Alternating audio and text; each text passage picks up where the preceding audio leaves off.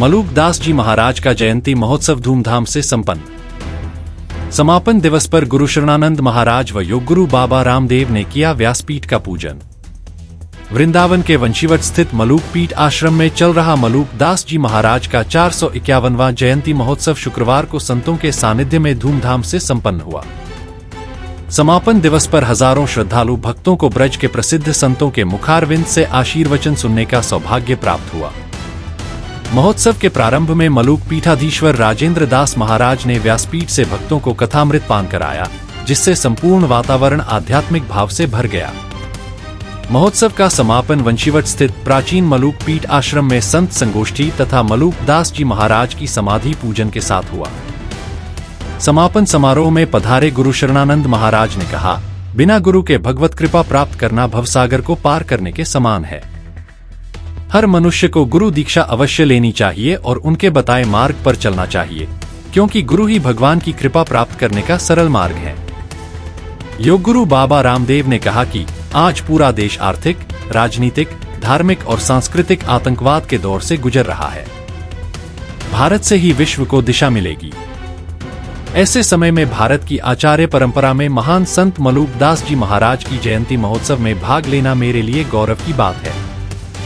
उन्होंने कहा, सनातन विरोधी कई प्रकार के षड्यंत्र रच रहे हैं। हमें संगठित होकर अपने आचरण, शक्ति और सामर्थ्य से ऐसे षड्यंत्रकारी दुर्योधनों को परास्त करना होगा। इसी उद्देश्य से संत महापुरुष एकत्र हुए हैं और राष्ट्र धर्म तथा सनातन धर्म के पालन का आह्वान कर रहे हैं। बाबा रामदेव ने संतों से आशीर्वाद प्राप्त कर भजन प्रस्तुत किया। तत्पश्चात सभी संत महंतों ने मलूक दास जी महाराज की समाधि पर वैदिक मंत्रोच्चार के बीच पूजन, अर्चन, अभिषेक एवं आरती की। लगभग आधे घंटे तक चली इस दिव्य आरती से संपूर्ण वातावरण भक्ति और अध्यात्म में सराबोर हो गया। अंत में बधाई गायन का आयोजन भी किया गया, जिससे महोत्सव का समापन अत्यंत भावपूर्ण एवं मंगलमय वातावरण में संपन्न हुआ।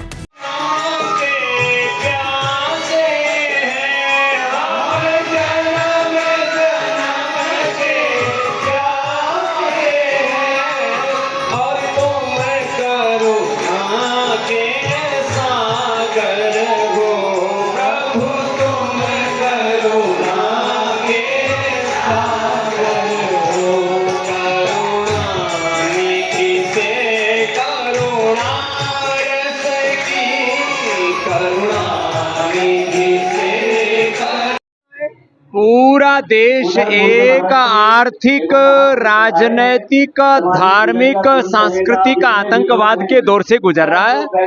भारत से ही दिशा मिलेगी। उन भारत के आचार्य परंपराओं में एक महान आचार्य मलूक दास जी महाराज जी, वे उनकी जयंती के अवसर पर आए हैं। आज चारों तरफ सनातन का गौरव है और सनातन विरोधी बहुत तरह के षड्यंत्र कर रहे हैं। तो हमें ऐसा प्रयास करना है कि चारों तरफ हमारे आचरण से, हमारे शक्ति से, हमारे सामर्थ्य से, हमारे संगठन से हम जो सनातन विरोधी शत्रु दल है उसको परास्त कर सकें। उसके लिए आज सब संत महापुरुष आज एकत्रित हुए हैं और अपने स्वधर्म और सनातन धर्म, राष्ट्र धर्म का पालन करने के लिए सबसे आह्वान किया।